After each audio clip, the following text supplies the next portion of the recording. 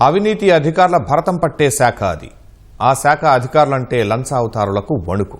ఇక ఆ శాఖలో పనిచేసే అధికారులు అక్రమార్కులకు సింహస్వప్నమే. కానీ విజయనగరంలో ఆ శాఖలో దిగువ స్థాయిలో పనిచేసిన ఓ సిబ్బంది మాత్రం ఇందుకు భిన్నంగా వ్యవహరించాడు.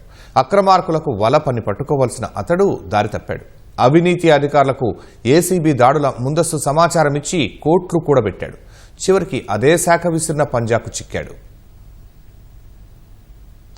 విజయనగరం జిల్లా పోలీస్ కార్యాలయంలో హోంగార్డుగా విధులు నిర్వహిస్తున్న నెట్టి శ్రీనివాసరావు ఇంటిపై ఏసీబీ దాడి చేసింది. హోంగార్డు శ్రీనివాసరావు అదే శాఖలో దాదాపు 15 ఏళ్ల పాటు విధులు నిర్వహించారు. ఏసీబీలో ఉన్నప్పుడు అవినీతి అధికారుల గురించి అందిన సమాచారాన్ని సొమ్ము చేసుకున్నాడు.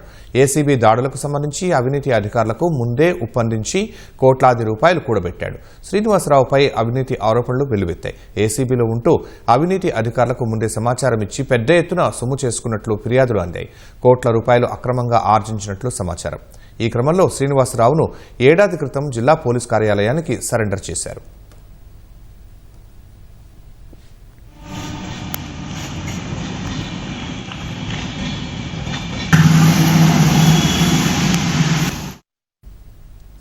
శ్రీనివాసరావు అక్రమార్జన చేసినట్లు వచ్చిన ఫిర్యాదులపై ఏసీబీ అధికారులు దృష్టి సారించారు. ఏకకాలంలో శ్రీనివాసరావుకు సంబంధించి 4 ప్రాంతాల్లో అధికారులు సోదాలు చేపట్టారు. విజయనగరం ఏసీబీ డీఎస్పీ రమ్య ఆధ్వర్యంలో విజయనగరం, విశాఖలో 4 చోట్ల తనిఖీలు చేపట్టారు. 2 ప్లాట్లు, భవనం, 4 ఇళ్ల స్థలాలు, 0.23 ఎకరాల పొలం పత్రాలు స్వాధీనం చేసుకున్నారు. తనిఖీల్లో 166 గ్రాముల బంగారం, వెండి, నగలు, హుండాయ్ కారు, బైక్ సీజ్ చేశారు.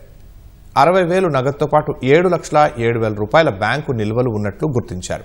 తనిఖీల్లో గుర్తించిన ఆస్తులు స్వాధీనం చేసుకుని శ్రీనివాసరావుని అరెస్టు చేశారు. అనంతరం విశాఖ ఏసీబీ ప్రత్యేక కోర్టులో హాజరుపరిచారు.